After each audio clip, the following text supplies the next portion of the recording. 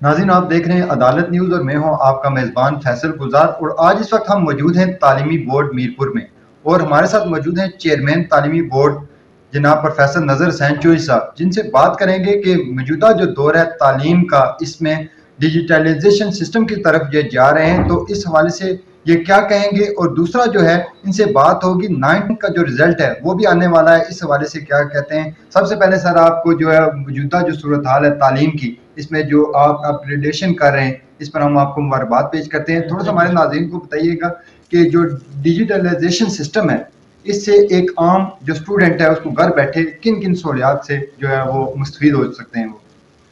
بسم اللہ الرحمن الرحیم، رب اشرح لی صدری ویسر لی امری واحلل عقدۃ من لسانی یفقہوا قولی، صدق اللہ العظیم۔ اللہم صلی علی محمد وآلہ وعطرتہ بعدہ عدد کل معلوم لک۔ میں سب سے پہلے تو شکر گزار ہوں جناب شہرباز منیر صاحب کا اور عدالت کی پوری ٹیم کا کہ آپ نے یہاں میں وقت دیا، اور ہمارے ویوز جو ہیں یہ جو ہمارے امیدواران ہیں ان تک پہنچیں گے، اور یقیناً لوگ مستفید ہوں گے، چونکہ بہت سارے معلومات جو ہیں وہ لوگوں کو نہیں ہیں، جس کی وجہ سے بورڈ کے متعلق لوگ مس انفارمیشن رکھتے ہیں۔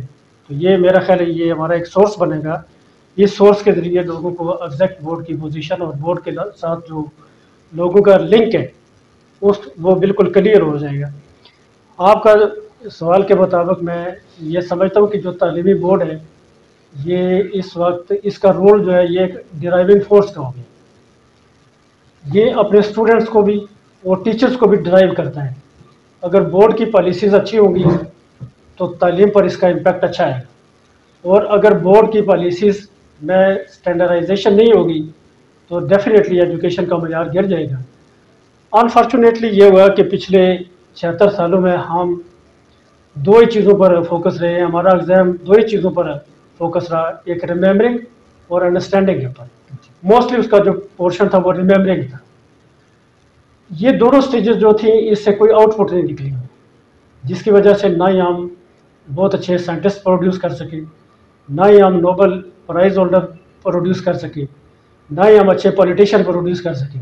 ایجوکیشن جو ہے نا وہ ڈائریکٹلی لنک کرتی ہے کریشن کے ساتھ۔ کریشن ہم ابھی تک بھی اس کریشن لیول پر نہیں پہنچے۔ اب ہم نے اس بلوم ٹیکسانومی کا تیسرا لیول جو ہے اپلیکیشن والا اس کو پیپر کے اندر انڈکٹ کیا ہے، اور مجھے یقین ہے کہ انشاءاللہ ہم اس کو گریجولی اگلے 2-3 سالوں میں کریشن تک جائیں گے۔ جب ہم کریشن تک جائیں گے تو پھر ہمارے بچے کا ایجوکیشن معیار وہ ہو جائے گا جو انٹرنیشنل بیسٹ پریکٹسز ہیں وہ ساری اڈاپٹ ہونے کے بعد جو ایک بچے کا آتا ہے وہی بچہ ہمارا، جس طرح آج کیمبرج کا بچہ ہے جو کیمبرج میں پڑھتا ہے اس لیول کے برابر ہمارے یہ بورڈ جو ہے یہ فیسلٹیز دیں گے۔ ہم چاہتے ہیں کہ جس طرح ہم یہ ایڈوانس لیول پر جائیں، ہم اپنے ٹیچرز کو ریفریشر کورسز بھی کروائیں، ان کی پراپر ٹریننگز بھی کروائیں، تاکہ کوئی ایبرپٹ گیپ نہ آ جائے، ایسا نہ ہو کہ نمبر آف فیلئرز زیادہ ہو جائے۔ تو اس چیز کو اوور کم کرنے کے لیے ہم چاہیں گے کہ ہم اس کو گریجولی امپروو کریں، اور اگلے 3 سالوں میں ہم بلوم ٹیکسانومی کا جو کریشن لیول ہے وہاں تک چلے جائیں۔ یہ بتا دیں کہ اس سے جو ہے اخراجات ہیں جو ڈیجیٹل سسٹم پہ لانے کے لیے، وہ حکومت برداشت کر رہی ہے یا محکمہ تعلیم برداشت کرے گا، یا تعلیمی بورڈ خود اس کے اخراجات کو برداشت کرے گا؟ مجھے اس بورڈ میں آئے ہوئے تقریباً 2 سال ہو گئے ہیں، تو ان 2 سالوں میں میرا انالیسس یہ تھا کہ ہم جو مینول مارکنگ کرواتے ہیں اس میں جو ہم 20 پوزیشنیں دیتے ہیں، اگر ہم ان 20 پوزیشنوں کے پیپر دوبارہ کسی جگہ سے مارک کروائیں تو وہ 20 کی 20 پوزیشن دوبارہ چینج ہو جائیں گی۔ مینول مارکنگ میں بہت ساری خامیاں ہیں، ان خامیوں کو ریموو کرنے کے لیے ہمارے پاس بیسٹ جو انٹرنیشنل پریکٹسز ہیں اس میں ای مارکنگ ہے اور آرٹیفیشل انٹیلیجنس بیس مارکنگ ہے۔ ہم نے پچھلے سال کمپیوٹر سائنس میں ہم نے اپلائی کیا ای مارکنگ کو۔ ای مارکنگ کی 3 سٹیجز ہیں۔ پہلی سٹیج یہ ہے کہ اس کی ہم جو ای شیٹ ہے وہ جنریٹ کرتے ہیں، یہ عام شیٹ کی طرح نہیں ہوتی بلکہ اس کے اوپر بار کوڈ لگے ہوتے ہیں، ان بار کوڈ سے بچے کا جو ہے نا پورا رزلٹ ٹریس ہوتا ہے اور بچے کی جو ہے نا شیٹ آئیڈینٹیفائی ہوتی ہے۔ اس پر ہمیں کوڈنگ ڈی کوڈنگ کا مرحلہ نہیں کرنا پڑتا۔ وہ جو اخراجات ہمارے یہاں پر کوڈنگ ڈی کوڈنگ میں آتے ہیں اور جو وقت ضائع ہوتا ہے کوڈنگ ڈی کوڈنگ میں، یہ ختم ہو جاتا ہے۔ تو یہ تقریباً 1 ماہ کا ٹائم ہوتا ہے ہمارا جو یہاں پر بورڈ کے اندر کوڈنگ اور ڈی کوڈنگ میں کنزیوم ہو جاتا ہے ہمارا. یہ جو کوڈنگ ڈی کوڈنگ کا مرحلہ ختم ہو جائے گا, یہ 1 ماہ کا ٹائم جو ہے یہ کم ہو جائے گا. تو اس سے جو ہماری شیٹ ہے آنسر شیٹ, اس کو اسکین کریں گے ہم. اس کے لیے ہمیں اسکینر چاہیے. جو ہم نے ایویلویٹ کیے ہیں اپنی اسٹوڈنٹس کی تعداد کے مطابق ہمیں 4 اسکینر چاہیے. اور یہ کاپی ہم اسکین کریں گے. اسکین کرنے کے بعد پھر ہم یہ بھیجیں گے ایگزامینرس کو.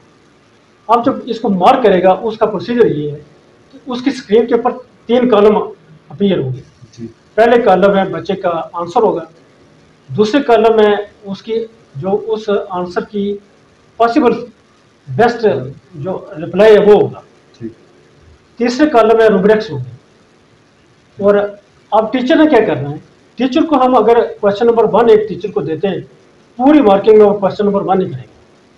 اس طرح بچے کا پورا کوشچن پیپر جو ہے وہ ایک ٹیچر مارک نہیں کرے گا. اگر 9 کوشچن ہے تو 9 بندے جو ہے وہ اس کے پیپر کو مارک کریں گے. اس مارکنگ میں فائدہ یہ ہوگا کہ وہ جو امپیکٹ آتا تھا ایک بندے کے رویے کا ایک بچے کے اوپر, وہ نہیں آئے گا. اب 9 لوگ انوالو ہیں اس میں.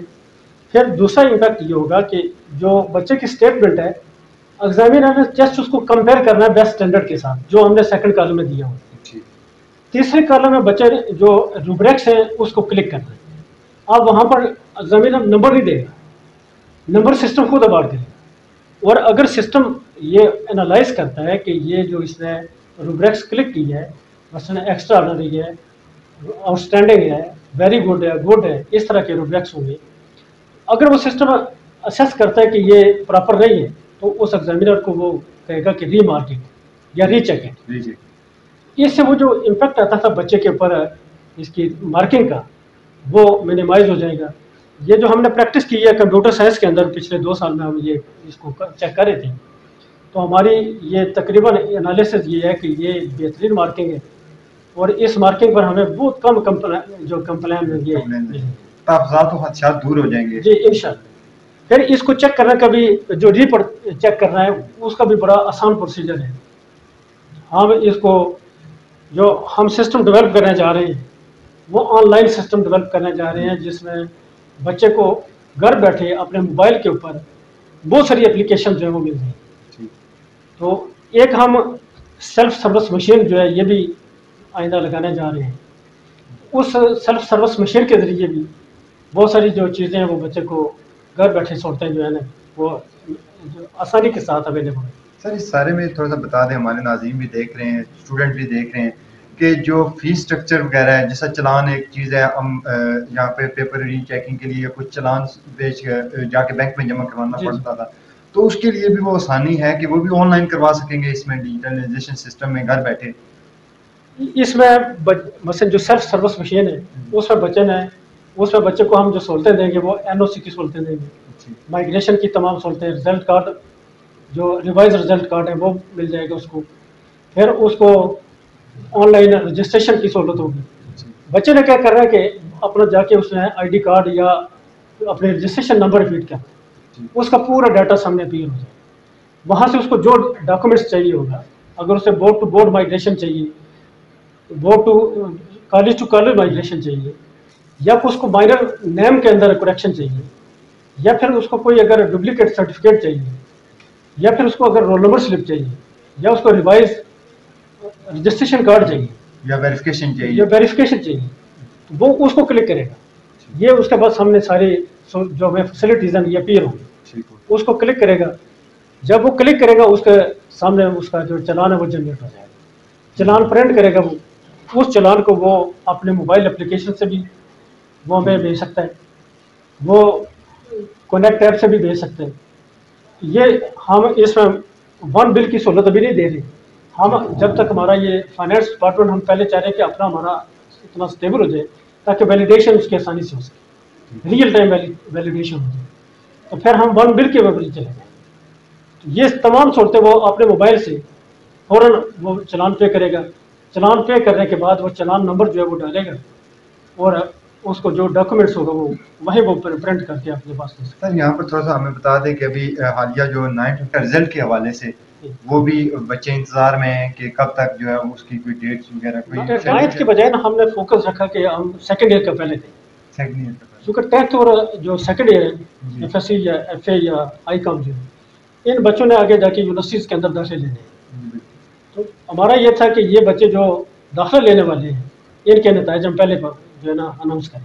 تو اس کی ہم نے ٹینٹیو ڈیٹ جو رکھی ہے وہ 17 اگست ہے سیکنڈ ایئر کی. جی اس کا فوکس ہمارا یہی تھا کہ یہ بچے آسانی سے آگے جب یونیورسٹی میں جائیں گے تو ان کے پاس سرٹیفکیٹس موجود ہوں تاکہ وہاں پر ان کو کوئی دقت نہ ہو. ٹائم کی بچت ہو. جی.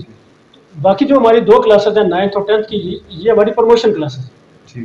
تو 9th کا ہم جو ٹینٹیو ڈیٹ ہماری ہے جو ہماری پیش نظر ہے وہ اس کا اگست کا آخری ویک ہے. انشاءاللہ 24-25 تاریخ تک ہم یہ رزلٹ اس سے بھی ہو سکتا ہے ایک آدھ دن پہلے ہم اناؤنس کر دیں. بڑی مہربانی سر، آپ نے ہمیں اپنا قیمتی ٹائم دیا اور ہمارے ناظرین کے لیے بھی جو ہے کافی جو ہے وہ آج کی جو گفتگو ہے وہ کارآمد ثابت ہوگی. بالکل ناظرین، جو پروفیسر نذر حسین چودھری چیئرمین تعلیمی بورڈ میرپور نے جو تعلیمی بورڈ میں اصلاحات لا رہے ہیں یا عوام کے لیے سہولیات لا رہے ہیں وہ قابل ستائش ہیں. اس سے نہ صرف وقت کی جو بچت ہوگی بلکہ بے شمار جو عوام کو تعاوضات و خدشات تھے مینول سسٹم میں وہ بھی دور ہو جائیں گے. اسی کے ساتھ اپنے میزبان فیصل گلزار کو اجازت دیجیے. اللہ حافظ و ناصر.